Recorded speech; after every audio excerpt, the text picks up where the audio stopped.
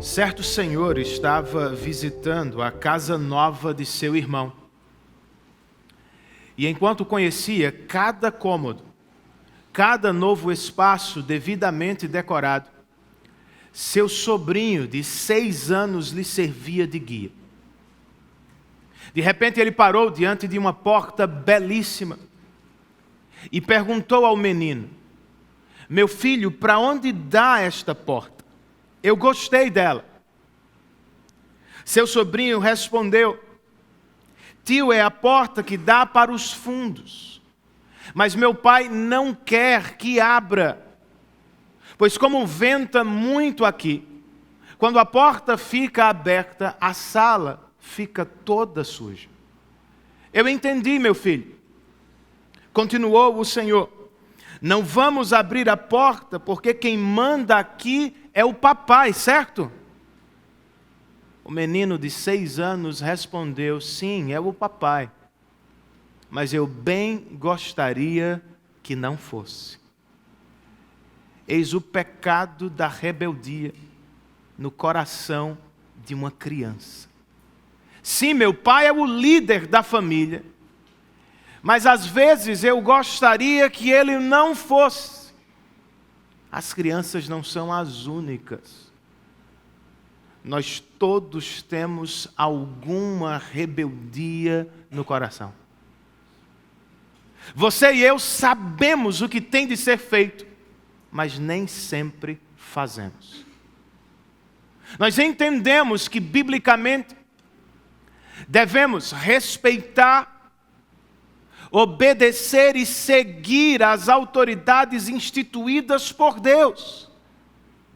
Mas quase nunca nos submetemos alegremente ou de boa vontade. Isso é rebeldia no coração. E foi o que os israelitas revelaram no deserto. Moisés e Arão os conduziram até as margens da terra prometida. Não precisava ter sido uma viagem tão longa, queridos. 500 quilômetros, que poderiam ser cobertos em aproximadamente, dizem os estudiosos, 6 meses. No entanto, o pecado da rebeldia transformou uma viagem curta em uma jornada de 40 anos no deserto. Outra vez, não é o que queremos, mas é o que vivemos quando pecamos contra Deus ao nos rebelar contra a liderança dele. Por isso, irmãos, antes que seja tarde demais, vamos clamar uma última vez: Senhor, livra-nos do pecado da rebeldia. Leiamos os versos 1 e 2 do capítulo 16 para começar.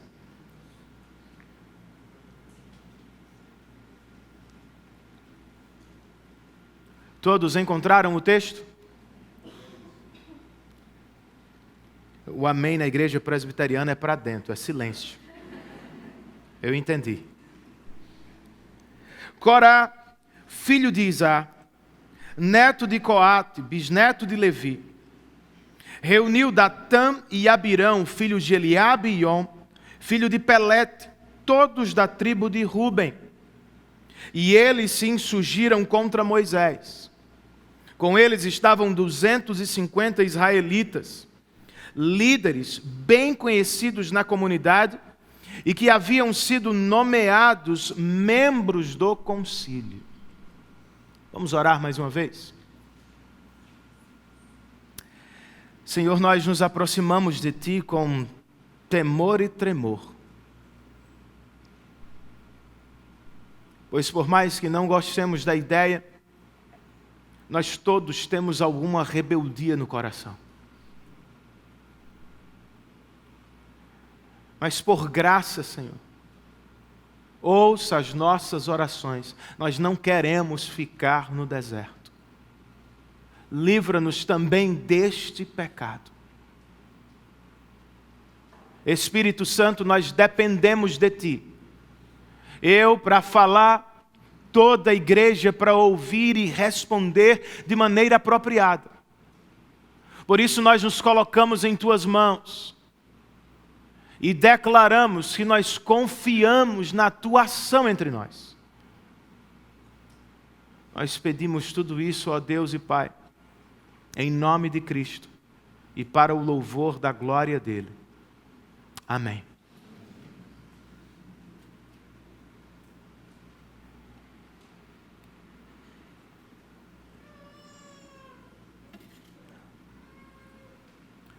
Como acabamos de ler, trata-se de uma rebelião liderada por dois grupos distintos.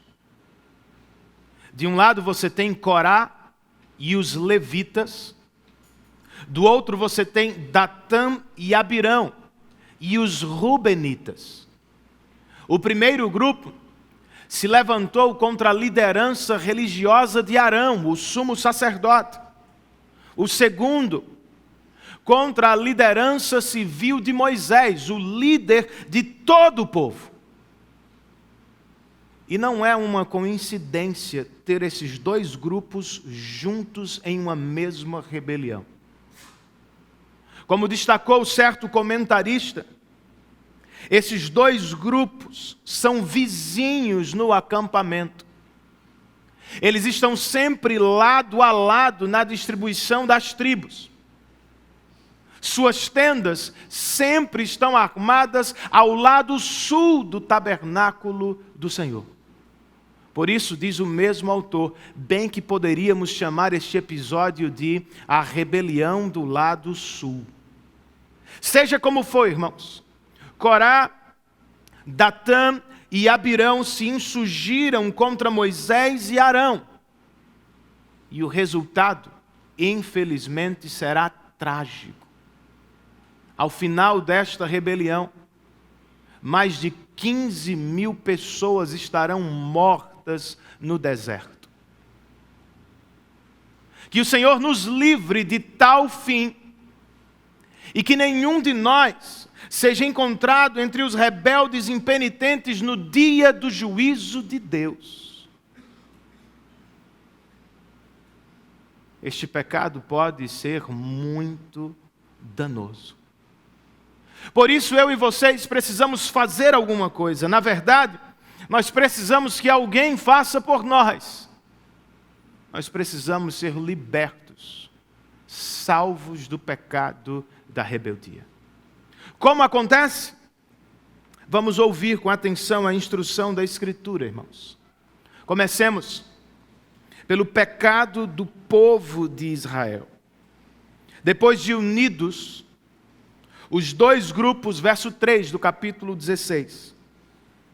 Os dois grupos se ajuntaram contra Moisés e Arão e lhes disseram: basta, a assembleia toda é santa, cada um deles é santo, e o Senhor está no meio deles.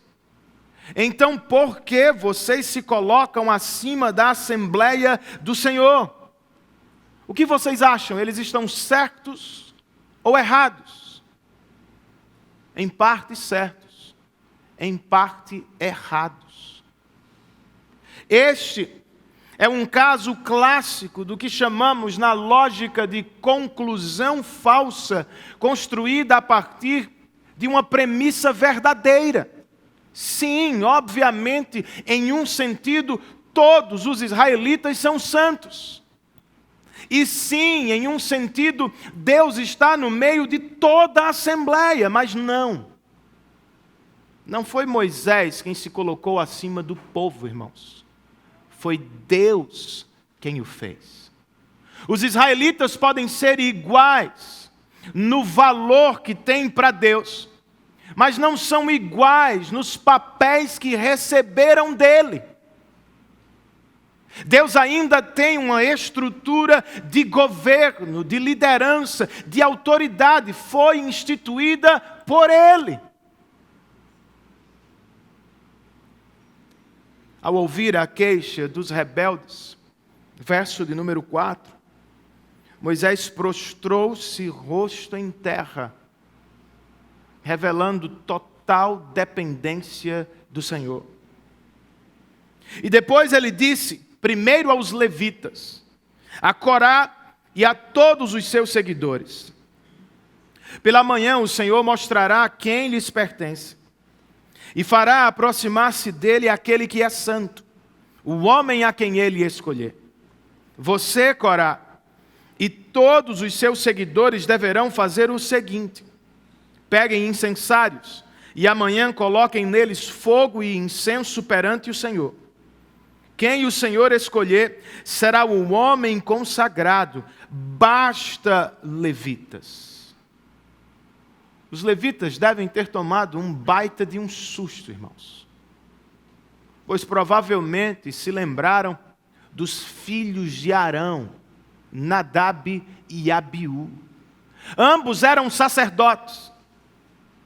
Tinham a autorização do Senhor para se aproximar do altar, mas o fizeram de maneira errada.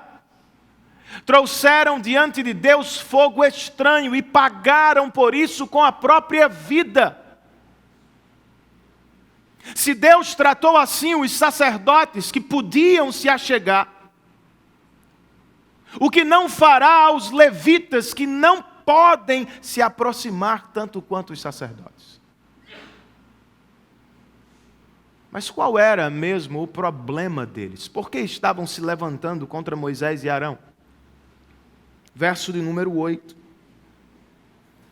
Moisés disse também a Corá: agora ouçam-me, levitas.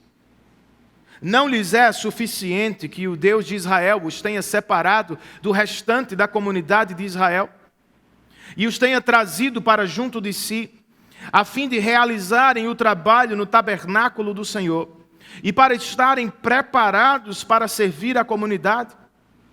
Ele trouxe vocês e todos os seus irmãos levitas para junto dele. E agora vocês querem também o sacerdócio? É contra o Senhor que você e todos os seus seguidores se ajuntaram. Quem é Arão para que se queixem contra ele? Vejam, não foi contra Arão, foi contra o Senhor. E a rebelião dos levitas tem sua fonte em dois pecados, irmãos: ingratidão e inveja. Porque não estavam satisfeitos com o que receberam de Deus. Eles desejaram aquilo que Deus deu aos sacerdotes. Não nos é suficiente servir no templo, nos átrios. Nós queremos o santo lugar. Não estamos felizes com servir ao povo. Nós queremos ministrar diante da arca do Senhor. Eles queriam mais do que haviam recebido. E o segundo grupo, Renan? Bem, sobre o segundo grupo, irmãos, está registrado no verso 12, que Moisés mandou chamar Datã e Abirão, filhos de Eliabe. Mas eles disseram: nós não iremos. Não lhe basta nos ter tirado de uma terra onde manam leite e mel para matar-nos no deserto? E ainda quer se fazer chefe sobre nós? Além disso, você não nos levou a uma terra onde manam leite e mel, nem nos deu uma herança de campos e vinhas. Você pensa que pode cegar os olhos destes homens? Nós não iremos. Entre os dois não iremos dos Rubenitas, Datã e Abirão destilam insatisfação como ministério de Moisés. Você nos tirou de uma terra boa, o Egito, e nunca nos levou a uma terra melhor, Canaã. Tudo o que você nos deu foi o deserto. Mas foi Moisés, irmãos. Foi Moisés quem os tirou do Egito. Foi Moisés quem lhes prometeu Canaã. Foi por causa de Moisés e de sua liderança que o povo parou no deserto? Não, irmãos. A insatisfação deste povo tinha por alvo o próprio Deus. E o pecado de Israel, e não a liderança de Moisés, era a causa por trás daquele deserto. Mas como acontece também nos nossos dias, era mais fácil culpar os líderes. Moisés ouviu. E pela primeira vez na Bíblia, diz o texto, ele se indignou. Só que, verso 15, em vez de falar diretamente com os rebeldes, Moisés indignou-se e falou com Deus. Ele disse ao Senhor: não aceites a oferta deles. Não tomei deles nem sequer um jumento, nem prejudiquei a nenhum deles. Antes, quando ouviu os levitas, Moisés se prostrou diante do Senhor. Aqui, ao presenciar a insolência de Datã e Abirão, Moisés parece ter explodido, irmãos. Ainda assim, tome nota, ele o fez diante do Senhor. Não é como devemos proceder também, irmãos. Se você ocupa posição de liderança, seja na família, na igreja ou no trabalho, sofrer com alguma rebeldia será inevitável, vai acontecer. Se está acontecendo, dê ouvidos ao conselho deste servo de Deus. Em vez de se levantar para se defender, coloque-se sob a defesa do Senhor. Em vez de se levantar para falar de maneira orgulhosa contra os rebeldes, cale-se diante de Deus e espere por Ele. Renan, eu não consigo. Eu tenho que falar. Meu temperamento é explosivo. Você quer falar? Faça como Moisés. Fale com o seu Deus. Você não pode controlar o que as pessoas vão dizer sobre você. Mas cabe-lhe controlar o que você pode dizer das pessoas. Responder no mesmo tom de voz. Atacar com a mesma estratégia. Só vai piorar as coisas. Quer falar? Tranque-se no seu quarto e fale com Ele. O Senhor está ouvindo.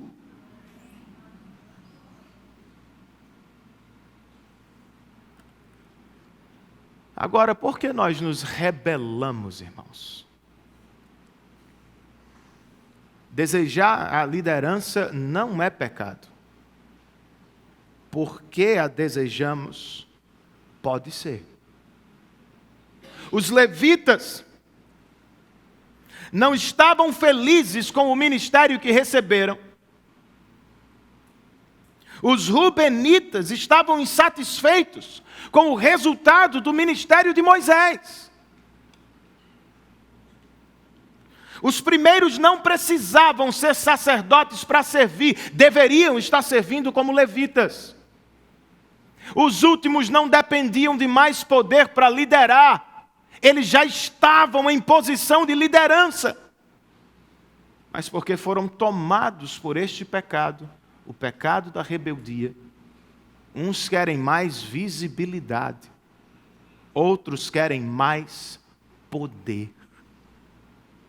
Não é o que acontece conosco, irmãos? Nós nos rebelamos, ora porque queremos mais prestígio, ora porque queremos mais resultados ou melhores resultados. Nós nos rebelamos contra os nossos líderes, ou porque não estamos satisfeitos com o que recebemos, ou porque na verdade nos achamos melhores do que eles. Se é contra este pecado que você vive lutando, vença-o buscando a satisfação de Deus para a sua alma, no resultado da obra de Cristo. Pense comigo. Eu e vocês estávamos longe, irmãos. Nós não éramos povo de Deus. Mas por graça, e através do trabalho vicário dele e não seu, o Senhor nos trouxe para perto, nos colocou do lado de dentro de seu templo, nos deu o privilégio da adoração e do serviço. Por que você ainda vai reclamar? Por que ainda seremos ingratos?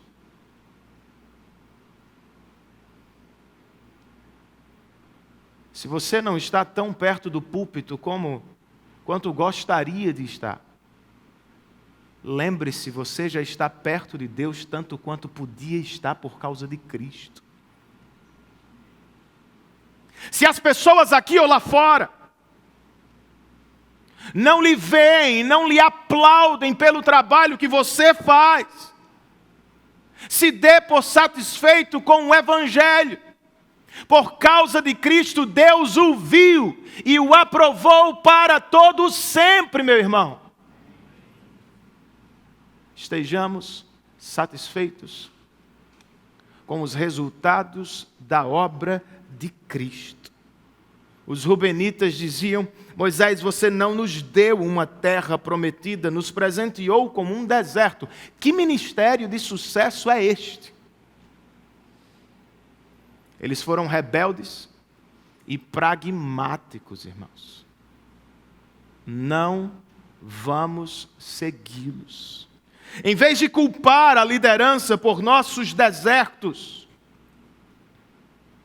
sejamos honestos e responsáveis. Se você não recebeu o que queria ter recebido, não alcançou a posição com a qual sonhava, seja honesto consigo mesmo, tenha coragem para se perguntar: será que eu fiz o que deveria ter feito?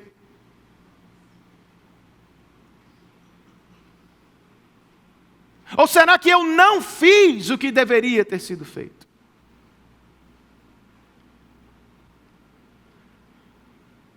Será que o que eu estou colhendo não é resultado das minhas escolhas,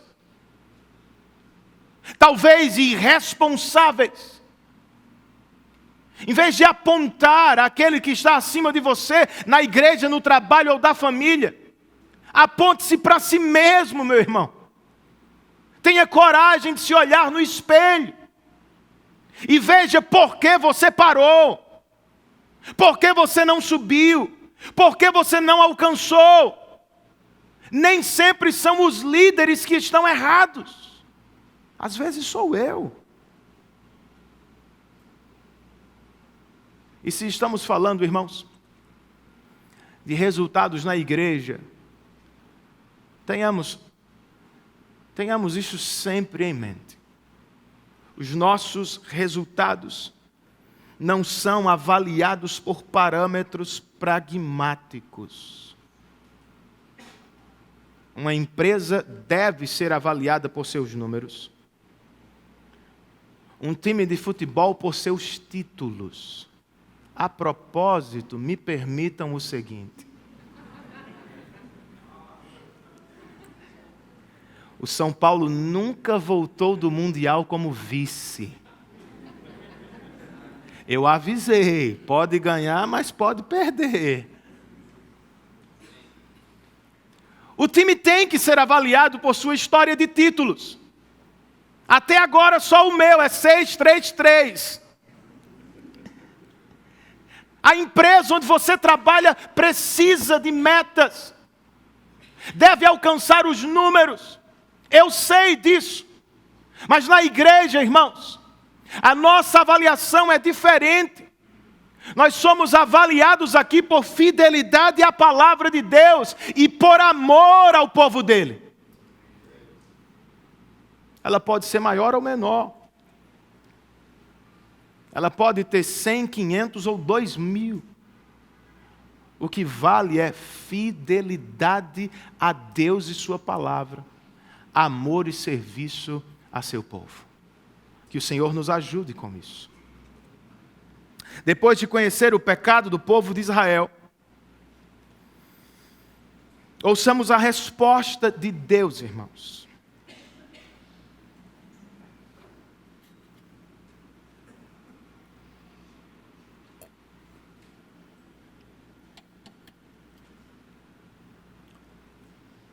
Moisés repetiu o que havia dito antes. Corá e seus seguidores deveriam se apresentar ao Senhor, cada um carregando um incensário. Verso 19. E quando ele chegou, quando Corá reuniu todos os seus seguidores à entrada da tenda do encontro, incitando-os contra Moisés e Arão, a glória do Senhor apareceu a toda a comunidade. E o Senhor disse a Moisés e a Arão: afastem-se dessa comunidade para que eu acabe com eles imediatamente. Mas Moisés e Arão, verso 22, prostraram-se, rosto em terra, outra vez. É o que andam fazendo ultimamente. E disseram, ou oraram: ó Deus, Deus que a todos dá vida, ficarás tu irado contra toda a comunidade quando um só homem pecou? Então o Senhor disse a Moisés: diga à comunidade que se afaste das tendas de Corá, Datã e Abirão. Os israelitas atenderam, irmãos? Sim, verso de número 27. Eles se afastaram das tendas de Corá, Datã e Abirão. Datã e Abirão tinham saído e estavam em pé à entrada de suas tendas, junto com suas mulheres, seus filhos e suas crianças pequenas. Foi quando Moisés disse, verso 28, assim vocês saberão que o Senhor me enviou para fazer todas essas coisas, e que isso não partiu de mim. Se estes homens tiverem morte natural e experimentarem somente aquilo que normalmente acontece aos homens, então o Senhor não me enviou.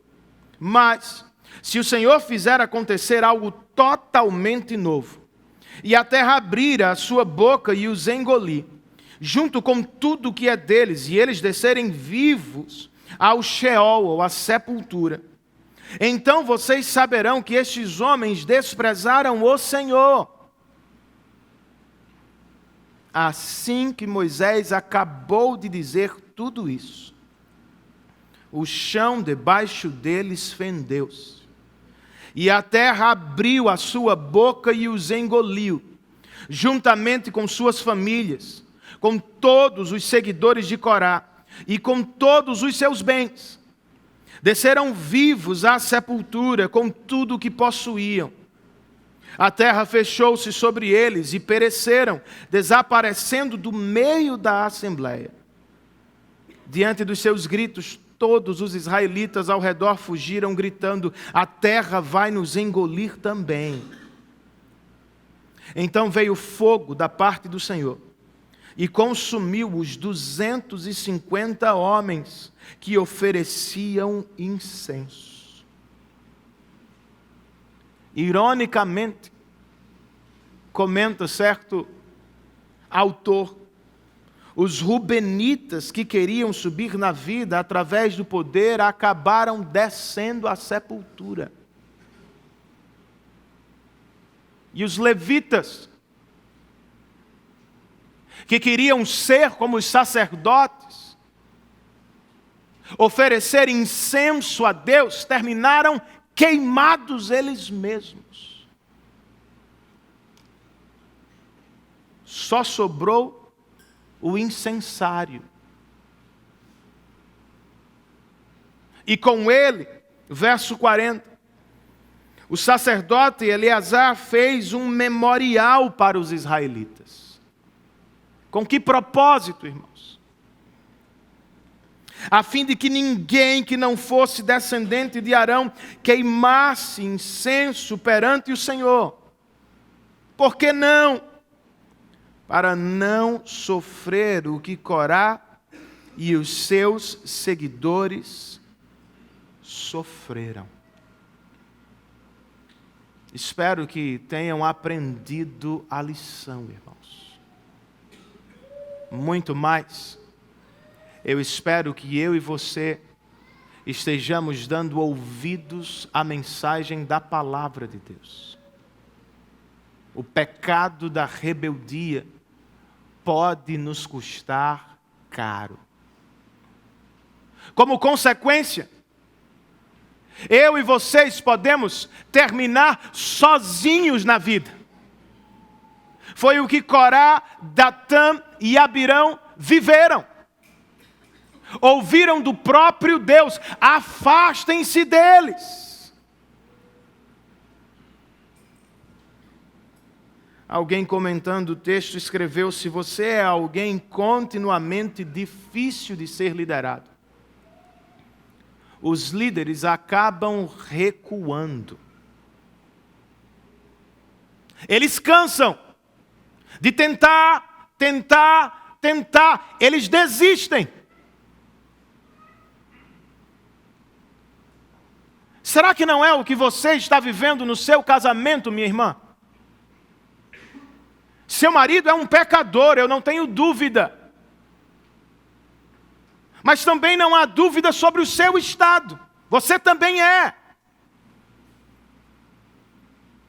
E se você está o tempo todo rivalizando com ele, tentando tomar a sua liderança, sendo insubmissa, ou ele vai responder com ira, ou vai desistir de tentar. E você reclama dizendo: ele está distante. Talvez seja isso. Meu chefe não me vê, pastor. Meu líder na repartição não me nota. Talvez ele tenha tentado, mas você é difícil de ser liderado. Tem coisa pior do que ter um subordinado do contra, irmãos. O tempo inteiro dizendo: não é assim, não é assado, eu sei fazer. Talvez seja por isso, meu amigo, que você anda sozinho, até mesmo na igreja. Você diz que as pessoas são complicadas, mas você já parou para se ver de verdade? Elas tentam, mas você não cede, não se submete. É difícil acompanhar alguém assim. Como consequência deste pecado, nossos familiares e melhores amigos podem sofrer conosco. Corá, Datã e Abirão não morreram sozinhos. Familiares do maior ao menor, amigos próximos, foram todos juntos. Você acha que por causa deste pecado só você vai sofrer? Se por causa dele você se afasta da igreja, seus filhos estarão distantes também. Se por causa dele você influencia irmãos e amigos, logo eles estarão distantes também. E o Senhor pedirá contas. Como consequência deste pecado, irmãos, eu e vocês podemos cair em vários buracos ao longo do caminho.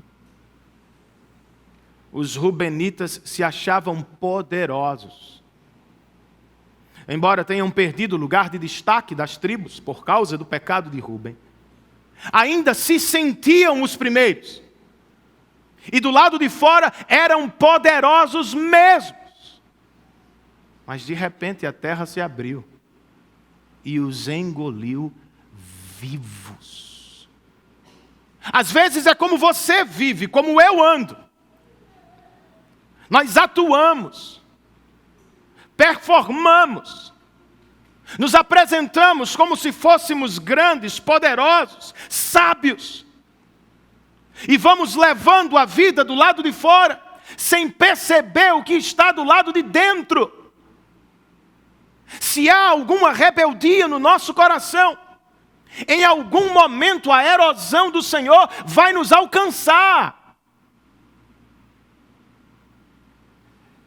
Eu acho que é época de ouvirmos notícias sobre o sul do país.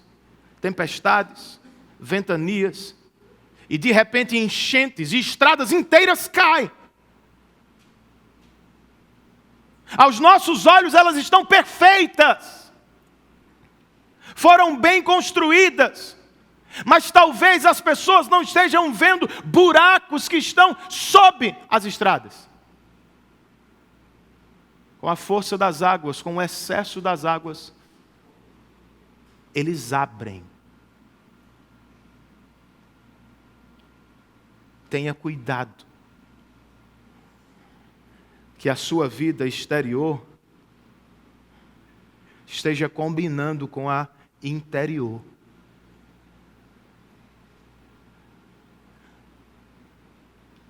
E se não é o que você quer viver, sofrer por este pecado, afaste-se dele, meu irmão. E se submeta à liderança estabelecida por Deus. Os levitas estavam dizendo: nós somos iguais a Arão. Nós todos somos santos. Podemos adorar do nosso jeito, não precisamos de Arão. Claro que precisavam, irmãos. Nem todos os caminhos levam a Deus, como diz o ditado. Alguns dos nossos melhores caminhos podem nos levar ao fogo consumidor do Senhor. Se não é o que quer para a sua vida, abandone este pecado. E venha para a submissão à palavra. E àqueles que o Senhor instituiu para guiar você. E faça um favor à sua casa. Traga junto. Por causa do pecado dos rebeldes, os filhos pagaram caro. Mas por causa da obediência de vários pais, filhos foram poupados. São os termos da aliança do nosso Deus, irmãos. Ele prometeu visitar os pecados dos pais até a 3ª e 4ª geração de seus filhos.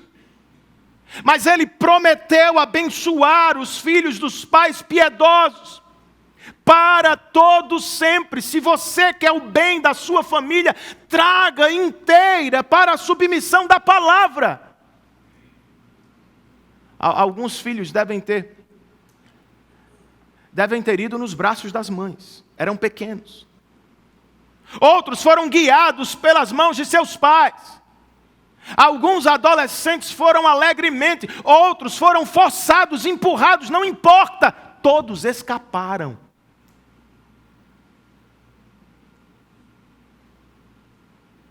Faça de tudo para trazer sua casa sob a submissão da palavra. Não espere por mim. Não dependa dos professores da nossa escola bíblica dominical. Seja você o pastor da sua casa, meu irmão.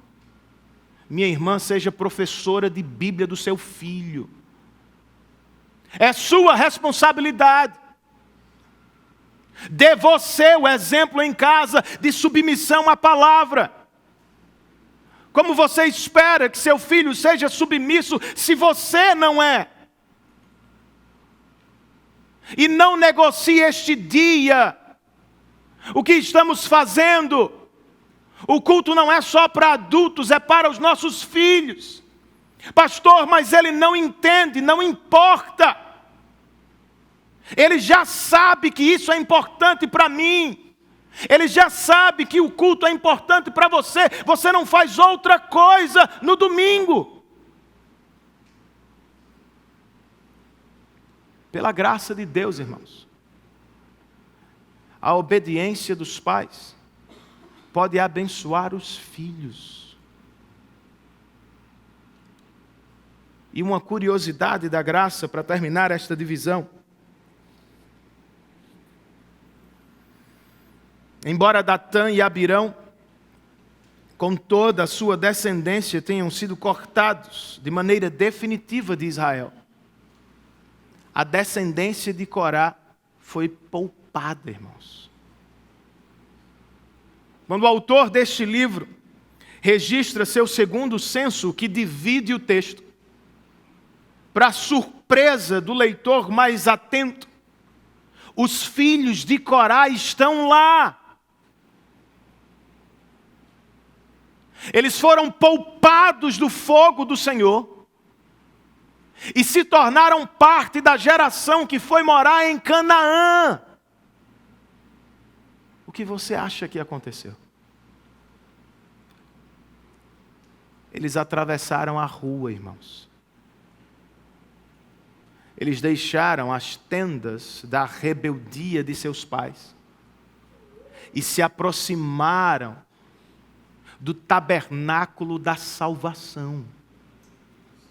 Por que você não faz o mesmo nesta noite, meu irmão? Por que você não dá ouvidos ao convite do Senhor? Atravesse a rua. Deixe o pecado da rebeldia e venha para o acampamento da salvação. Mas Renan, você não entende, eu não mereço. Eu sou um baita de um rebelde. Você não precisa me dizer, eu sei. Eu também fui. E em alguma medida eu também sou. Mas louvado seja o Senhor. Nós não somos salvos pelo que fazemos ou deixamos de fazer. Nós somos salvos pelo que Cristo fez por nós na cruz do Calvário. Você foi rebelde, você pode ser rebelde, ele não foi. Ele foi obediente de maneira perfeita e assumiu o seu lugar diante do fogo divino para salvá-lo, meu irmão. Ele se permitiu ser engolido, não pela terra, mas pela nossa morte, por sua condenação. Mas Renan, por que Jesus precisava morrer? O que é que ele estava fazendo? Meu amigo, Jesus estava se identificando com os pecadores. Estava assumindo o destino que era deles. Condenação e morte.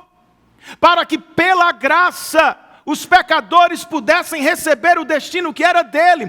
Comunhão e vida eternas com o Pai. Jesus cruzou a rua para salvar você. Só que a distância era maior, a avenida era imensa. Ele deixou o trono da glória para morrer em uma maldita cruz no seu lugar. Mas louvado seja o Cordeiro de Deus, ao terceiro dia, ele deixou a sepultura para nos levar à glória eterna de seu Pai. Você quer ir? Então abandone a rebeldia do seu coração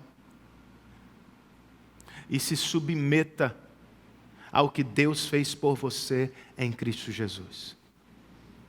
Para terminar, queridos, vejamos a intercessão de Arão.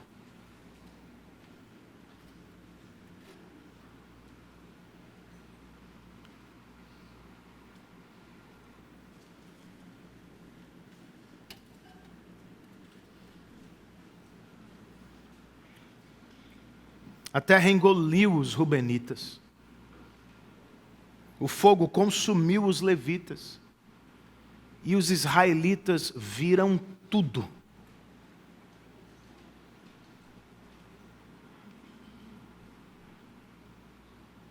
Você espera vê-los de joelhos em arrependimento agora. Eles não estão com os joelhos dobrados, irmãos. Eles estão de pé. Se levantaram como seus líderes contra Moisés e Arão. E isto prova uma das teses dessa nossa série de mensagens. Este pecado, como os anteriores, também é contagioso. Verso 41 do capítulo 16. No dia seguinte, depois de ver tudo que Deus fez, toda a comunidade de Israel começou a queixar-se contra Moisés e Arão, dizendo: vocês mataram o povo do Senhor. Vejam como eles tratam os rebeldes. São o povo do Senhor. Eles acreditaram no ensino dos rebeldes. Somos todos iguais.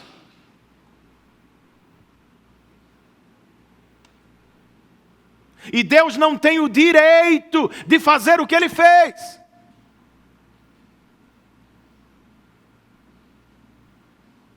Era o que estavam dizendo, irmãos.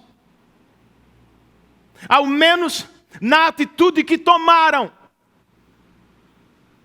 Mas aparentemente deixaram o Senhor de lado, porque talvez não pudessem vê-lo. E se voltaram contra os líderes dele. Vocês mataram o povo do Senhor.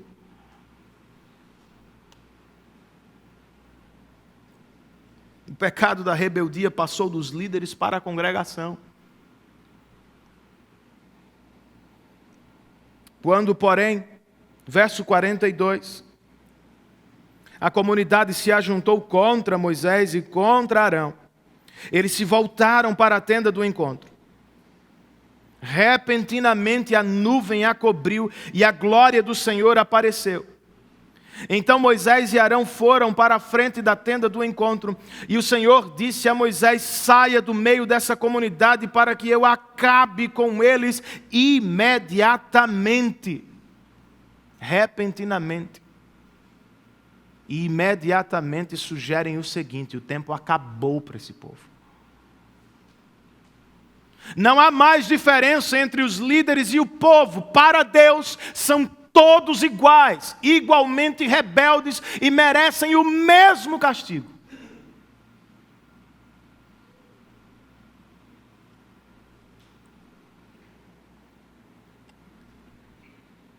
Mas o texto nos diz ao final do verso 45 que Moisés e Arão se prostraram rosto em terra de novo, irmãos, para interceder pelo povo. E Moisés disse a Arão, verso 46, pegue o seu incensário e ponha incenso nele, com fogo tirado do altar, e vá depressa até a comunidade, para fazer propiciação por eles. Porque saiu grande ira da parte do Senhor e a praga começou. E Arão fez o que Moisés ordenou e correu para o meio da assembleia. A praga já havia começado entre o povo. Mas Arão ofereceu incenso e fez propiciação por eles. Arão se pôs entre os mortos e os vivos, e a praga cessou.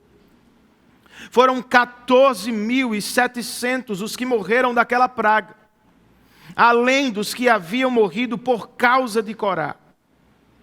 Então Arão voltou a Moisés, à entrada da tenda do encontro, pois a praga havia cessado.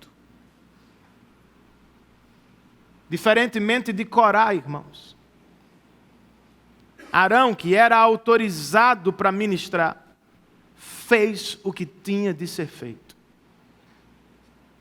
Correu para o meio do povo para interceder por ele. Ofereceu incenso ao Senhor para proteger o povo de Deus. Por graça, Deus atendeu.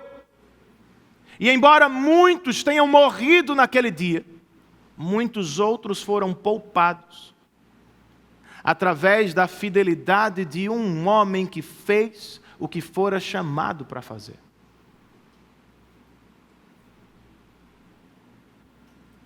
Foi o fim daquela praga. Mas o Senhor queria mais.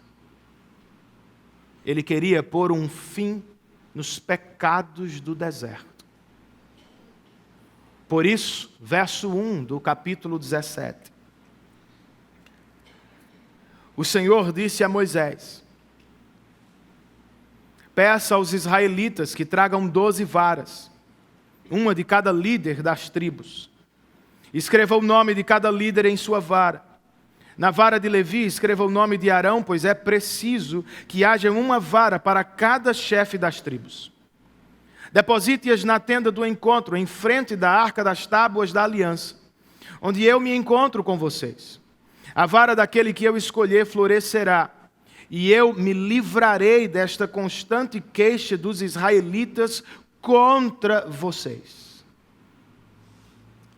Por meio deste simples sinal, disse o Senhor, eu vou trazer fim aos pecados do deserto. Uma vara vai florescer diante dos olhos da comunidade.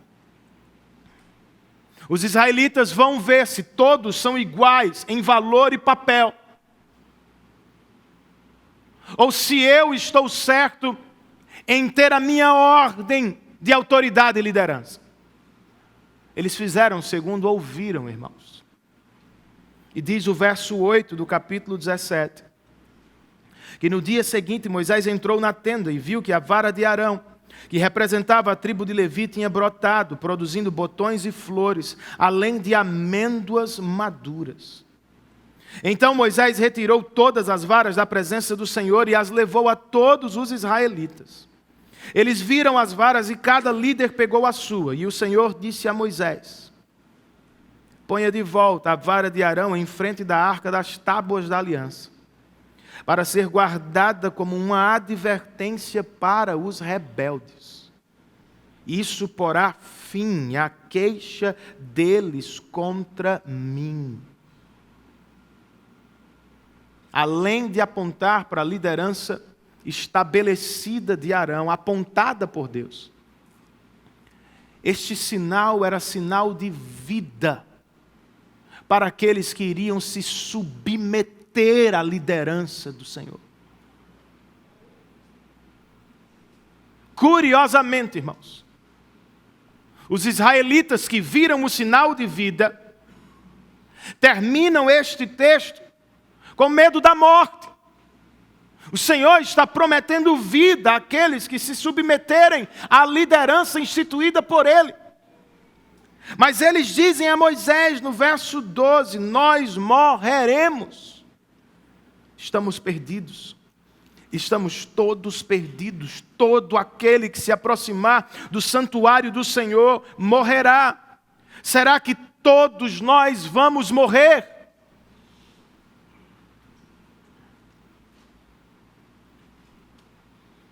Sim ou não? Sim, se vocês trilharem os passos de Corá, andarem na rebeldia, vocês morrerão. Mas não! Se andarem nos passos de Arão, se andarem nos meus caminhos, não, vocês não vão morrer. Haverá vida espiritual para vocês e mais, consequentemente, vocês vencerão os pecados do deserto. Eu e vocês podemos experimentar o mesmo, irmãos. Será que eu vou ficar neste deserto por mais um ano, pastor? Eu vou morrer por aqui? Depende, meu irmão. Depende do caminho que você vai escolher. Se achar que deve seguir o caminho de Corá, você vai sofrer. Corá representa um cristão que não leva a palavra de Deus a sério. Conhece aquele cristão que vive do jeito dele? Que quer adorar de seu jeito e modo. Este é Corá. Não, eu não vou me submeter à palavra de Deus para criar meus filhos. Eu não vou me submeter à palavra de Deus para ganhar recursos no mundo. Eu não vou me submeter à palavra de Deus para cultuar. Eu vou cultuar como todo mundo está cultuando. Isso é Corá. Arão representa o caminho da obediência e submissão. Então é simples. Se escolher ser o seu próprio líder, não tenha dúvida, você vai sofrer na vida, se é cristão. Se não é, talvez não sofra nesta, certamente na próxima. Mas se resolver viver para a glória de Deus, você tem que matar este líder insubmisso que vive no seu coração. A cada manhã. A cada rompante de orgulho.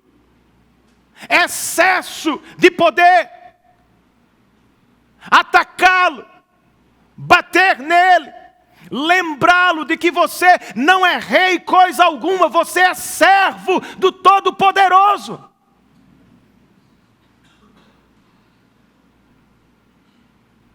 Ou ele lidera ou você lidera.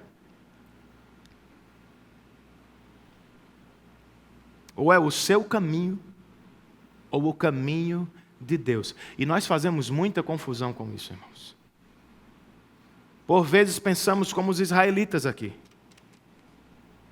Dizemos coisas do tipo, por que o caminho do Senhor tem de ser tão estreito? Não deve ser assim. Não só tem um jeito de fazer as coisas. A Bíblia não é a única regra de fé e prática da igreja. Não, todos os cultos são aceitáveis aos olhos de Deus. Todos os pecadores serão salvos por Ele. No final, Renan, Deus não vai deixar ninguém do lado de fora. Que Bíblia você está lendo? O Deus da Bíblia não aceita todo e qualquer culto. Ele não aceita toda e qualquer expressão religiosa. Ele só aceita a que Ele mesmo escreveu. Não é você quem determina quais elementos do culto devem estar presentes, quais estão fora. Não somos nós que, para atrair pessoas, copiamos o mundo para chamar a atenção de todos. Não, irmãos.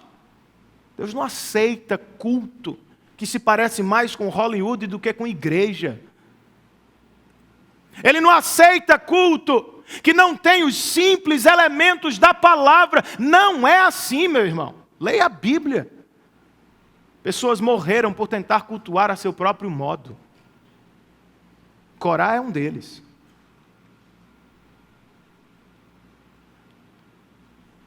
Mas nós confundimos as coisas. Todos serão salvos no final.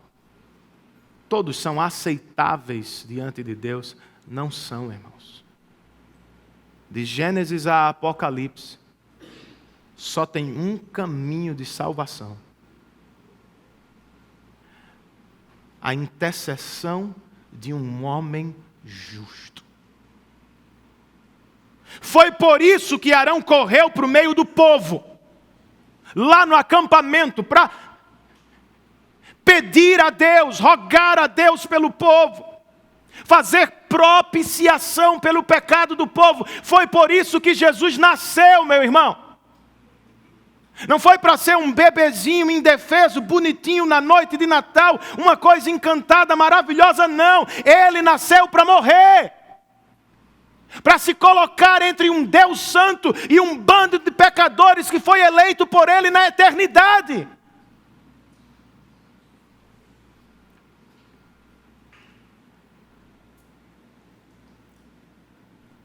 Ao se entregar na cruz no nosso lugar, seu sacrifício subiu aos céus como um incenso agradável a Deus. Você sabe qual era o propósito do incenso no tabernáculo? O tabernáculo tinha de ser perfumado 24 horas. Era a proteção. O incenso do lado de dentro bloqueava o odor do pecado que estava do lado de fora. O Senhor quer habitar no meio do seu povo. Ele quer andar com seu povo no deserto. Ele quer levá-lo a Canaã, mas ele não pode habitar no meio do pecado, então tem incenso.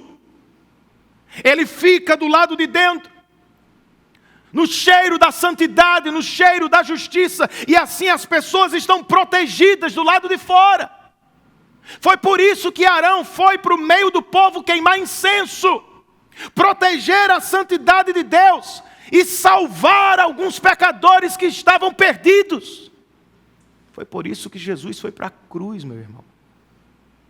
Você não é aceitável, coisa alguma. Os seus menores pecados o condenam ao inferno. Eu e vocês, por conta própria, não cheiramos bem.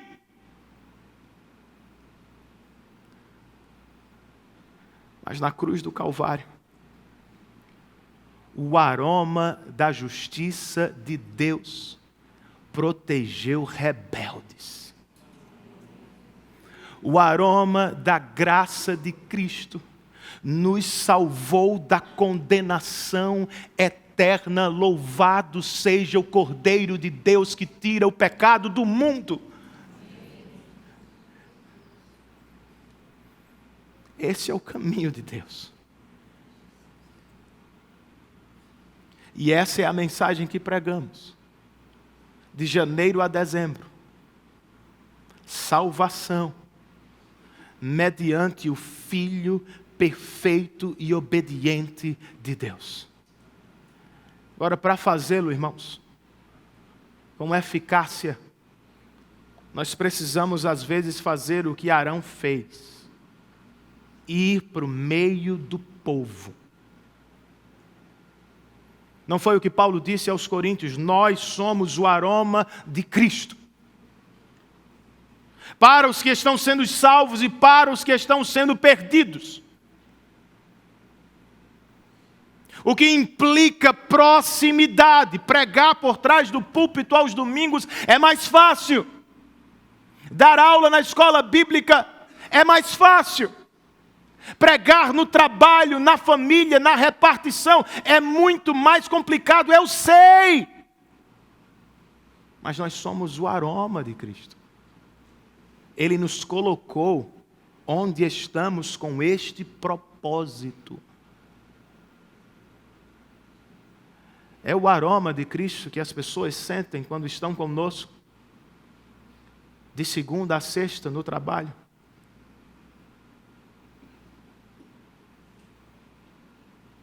Ou será que exalamos o mesmo odor de todos os pecadores?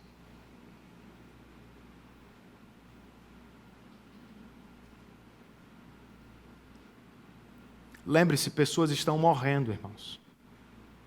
Na verdade, sem Cristo, elas estão mortas para Deus e condenadas ao deserto eterno.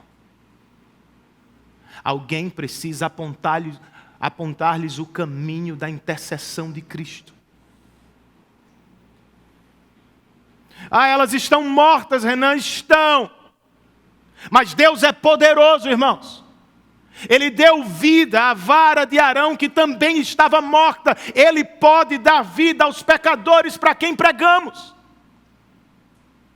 Ele fez aquele objeto inanimado dar frutos. Ele pode dar fruto à sua humilde pregação. Tenha fé, seja fiel e pregue o Evangelho, meu irmão. Aproveite o Natal. Ótima oportunidade. Todo mundo reunido. Pelo menos superficialmente, todo mundo sabe que é uma data cristã. Não perca a oportunidade. Natal é a luz que veio do céu para aqueles que estavam em trevas. Não é a luz que você tem na árvore, nada contra. Não é a luz que você colocou na varanda, não tenho problema com isso. Use a luz que você tem na casa como ponte. Natal é a luz da glória de Deus que veio para aqueles que estavam em trevas. Vamos pregar, irmãos. Pastores e presbíteros, sejamos o aroma de Cristo para essa igreja. Percebam, o ministério deste homem trouxe vida para o rebanho. Arão poupou alguns, deu vida a outros por meio de seu ministério. É o que Deus nos chamou a fazer. Mas se queremos fazê-lo para a glória de Deus, precisamos fazer segundo o jeito de Deus. Não é como eu aprendi na faculdade. Não é como você faz no exército. Aqui, meu irmão, a igreja é liderada pela palavra de Deus. Ela vive sob o poder do Espírito e vive no amor de Cristo. Pastores, presbíteros, diáconos, cristãos, todos juntos, vamos para o meio do povo pregar o Evangelho de Cristo. É isso, irmãos. Ninguém precisa entrar no novo ano vivendo no mesmo deserto. A vida pode ser melhor para você. Ela certamente será sem o pecado da rebeldia.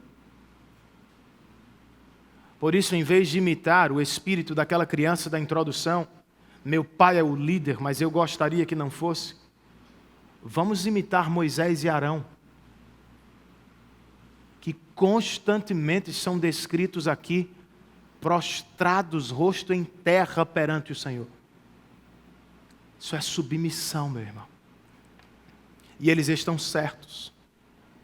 Pois a palavra de Deus declara em 1 Pedro: humilhem-se debaixo da poderosa mão de Deus, para que Ele os exalte no tempo devido. Lancem sobre Ele toda a sua ansiedade, porque Ele tem cuidado de vocês.